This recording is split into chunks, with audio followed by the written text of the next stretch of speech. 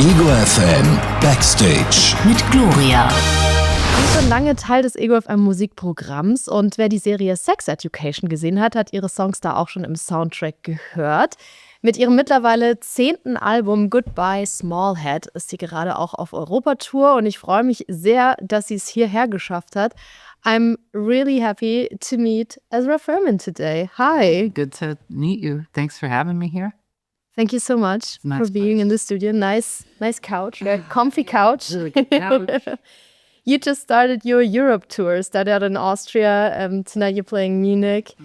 How has the tour been so far? Are you tired or do you love it? Or both? It can be both.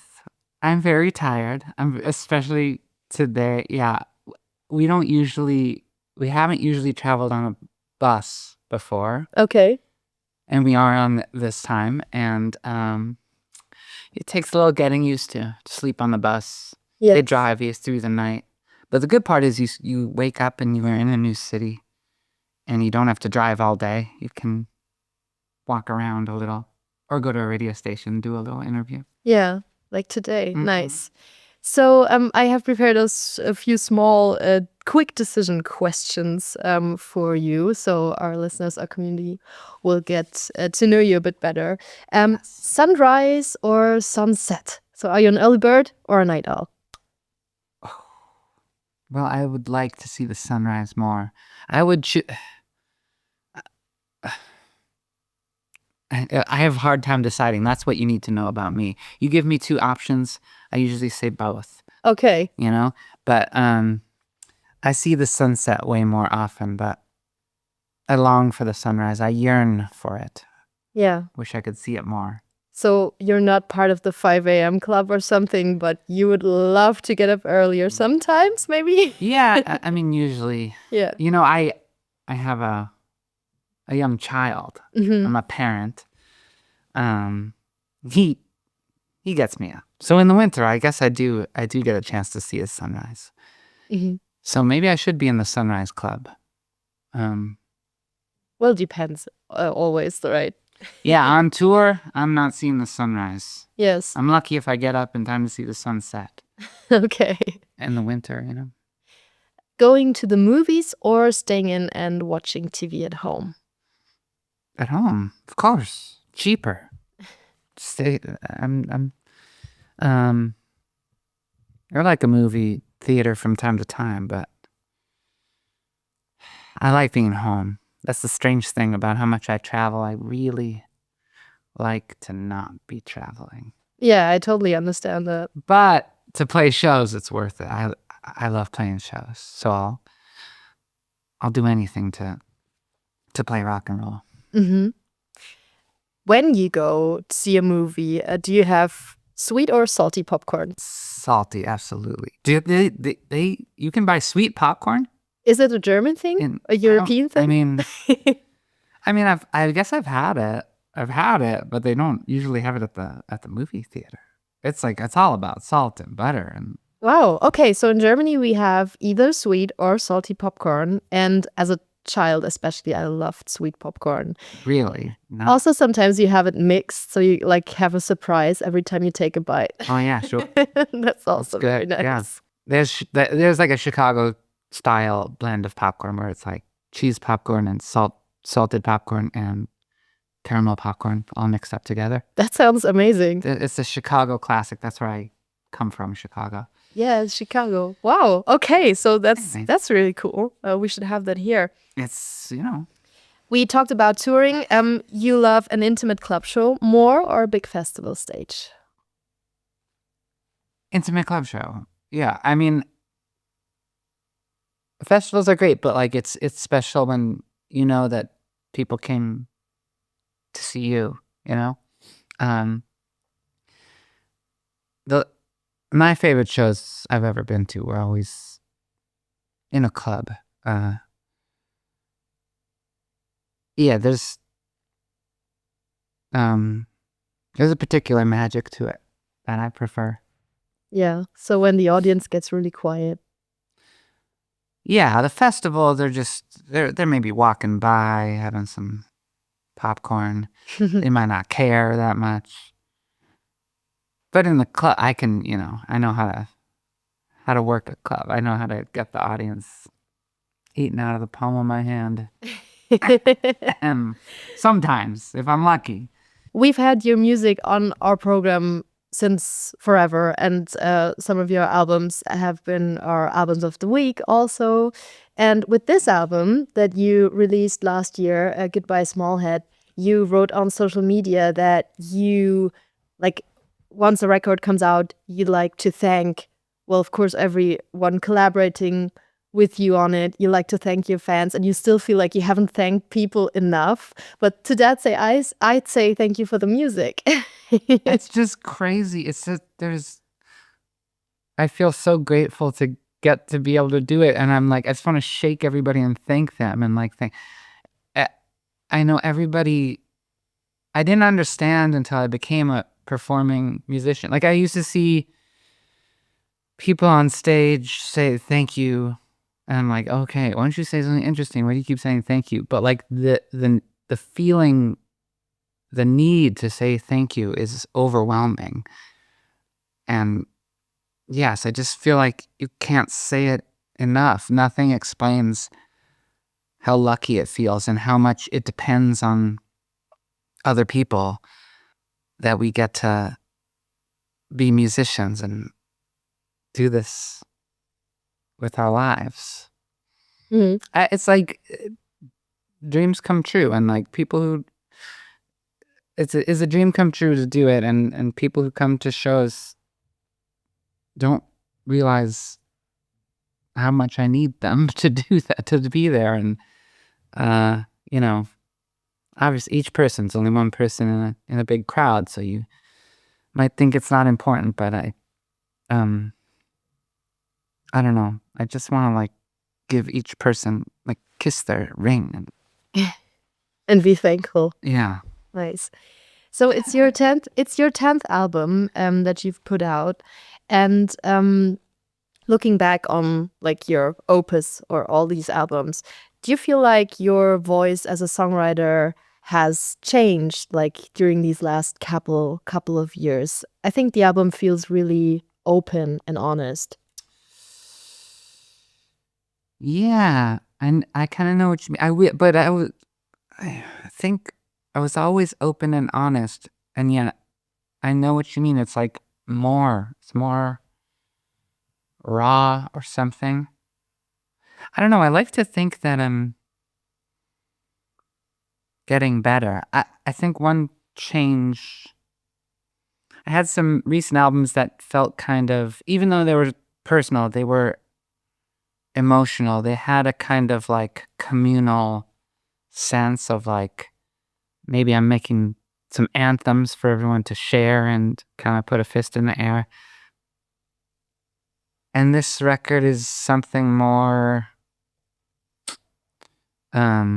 weird and singular, kind of alone. It feels like music for being alone in a room and spiraling. Yeah. It also it sounds unsettling sometimes. It does. Is that like on purpose? Yeah, it's because I'm often unsettled by this world we live in. I just got interested in being overwhelmed, making music about being overwhelmed. There's many different kinds of being overwhelmed. It can be a good thing to be overwhelmed. You can be overwhelmed with Joy? with some kind of mysterious spiritual connection. Also, you can be overwhelmed with panic or despair.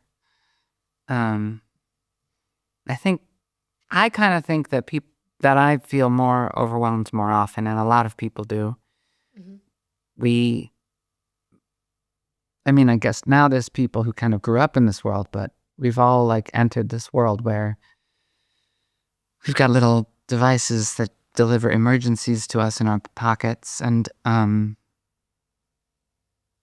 we learn too much about how frightening the world is. And we're overwhelmed a lot. And yeah, I guess I wanted to explore that. I think it's kind of the point of music is to give form to things that sort of can't be explained, can't be fully said in words.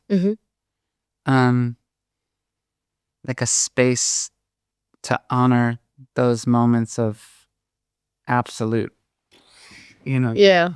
The world is hitting you like a tidal wave. And sometimes it feels like only music can honor that. Maybe poetry sometimes, but nothing that tries to explain it and put it into logical sentences. Yeah.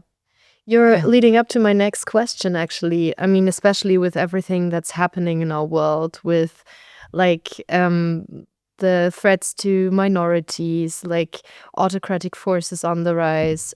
You've always made political music.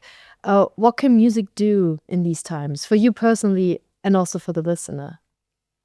Oh. Well, I don't know. I mean, it's an act of freedom to create art. And I think it matters to do acts of freedom. It's not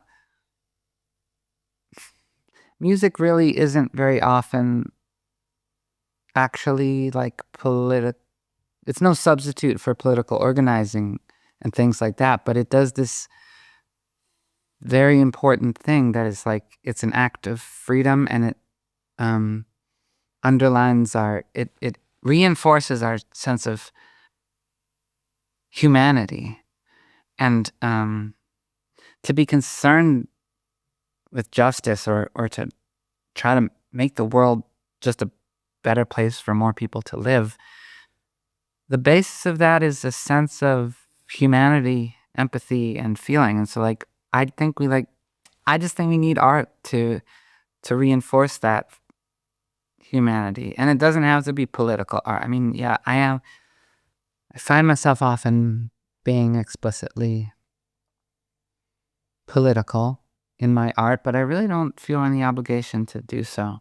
And So it just comes out. just acts of creativity and sharing are acts of freedom. It's something that free people do. And the more free we are, the more power we have to, acts of love and care for one another. These are also acts of free people. And I'd say the same about spiritual life, honest spirituality. These are, I don't know. I think that they do they're no substitute for legislation and political organizing, all that stuff. But they're part of, I don't know, really getting through times of empire and giant systems made to crush the weak, We survive partly by making art and partly by like sort of investing in beauty and Yeah. love and care, Yes. if that makes sense. Yeah, totally. Aside from making music, I mean, you've also used your voice on your social media channels to support protesters against ICE forces in America. Yeah. So we also see these pictures in the news daily, like on a daily basis. Like, what does this to you? Is this like amidst all this situation, is there still something that gives you hope for the future?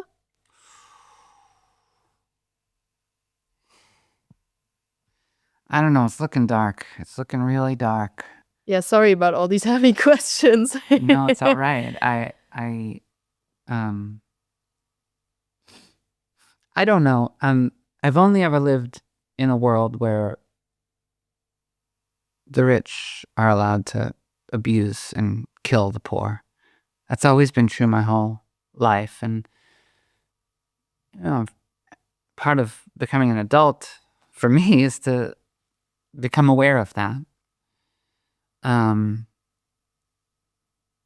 yes, the U.S. right now is at a new level. I've never seen anything this frightening from my country, even though the cops were already allowed to kill you if you're poor. But I've never seen it like this. And I'm the grandchild of Holocaust survivors, and education about how that all happened was like drilled into me. I went to a Jewish elementary school, and we learned so much, almost too much about it. And well, there was always this question like, oh, if you had had some kind of power or comfort in those days, what would you have done? Would you have just been one of the many who kind of just let this happen? It's a question that you can't answer, except now it kind of feels like a lot of us are getting our answers. And what we're doing now in the U.S. as they come to my neighborhood and kidnap my neighbors, we're finding out what we would have done because it's what we're doing. I don't love to see it, but I'm so relieved that the movement to protest ICE is so strong and so loud. And I feel lucky to be able to get to be a small part of it and try and help people out who live near me. But there's also this sense of like helplessness, and it reminds you about that question about the Holocaust, that like people really, I don't know, when fascists do their thing, it's very hard. You become very close to powerless as an average citizen. But I guess the hope, the piece of hope is that actually you're not actually powerless. They take away a lot of power. But they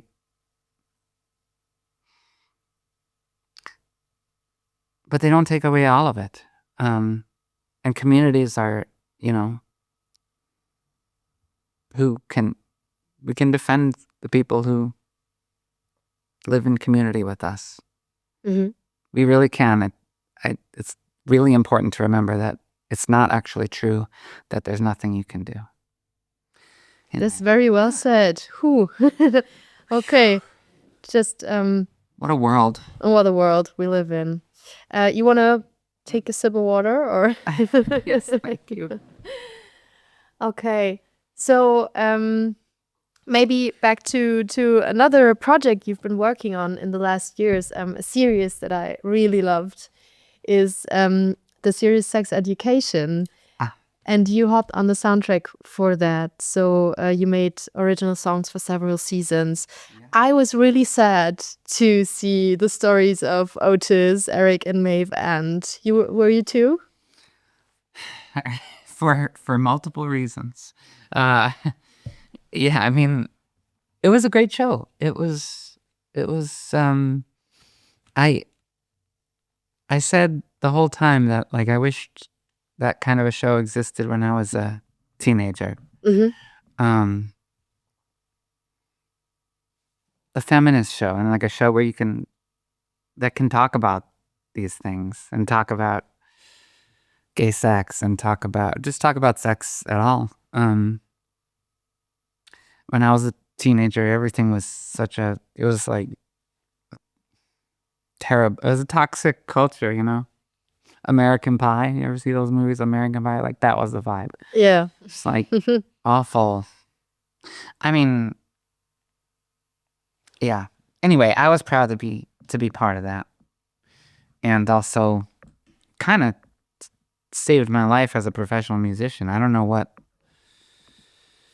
It's hard to make a living making music these days. And that was a really lucky gig to get.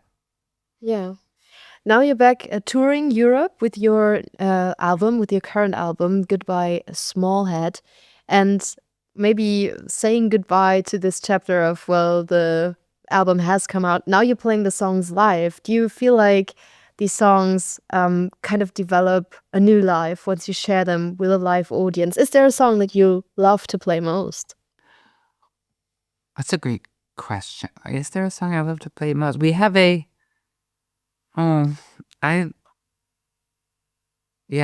don't know. I really like this very quiet song called Veil Song. I guess because it's a sort of like, how did I write this kind of thing? I mean, I know how I did. I spent a really long time on it.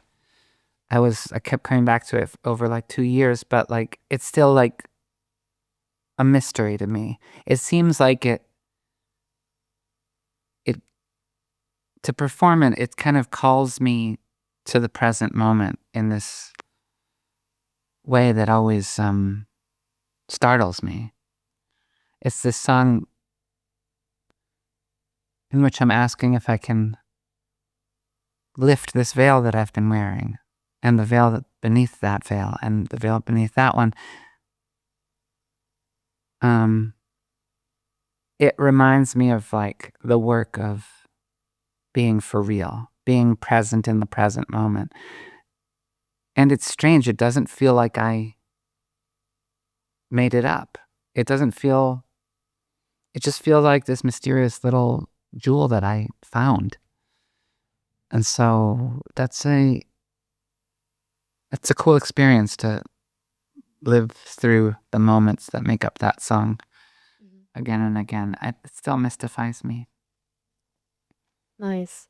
So tonight you play Munich, and then the tour goes on to Berlin and Hamburg. And I wish you so much fun with the band and with the audience on these shows. And thank you so much for taking the time and being here on the show. Ezra Furman. Thanks for caring about our music and showing it to people. It means a lot to me. Und wenn euch egoFM Backstage gefallen hat, dann lasst doch mal eine Bewertung da oder schreibt was Nettes in die Kommentare, das freut uns.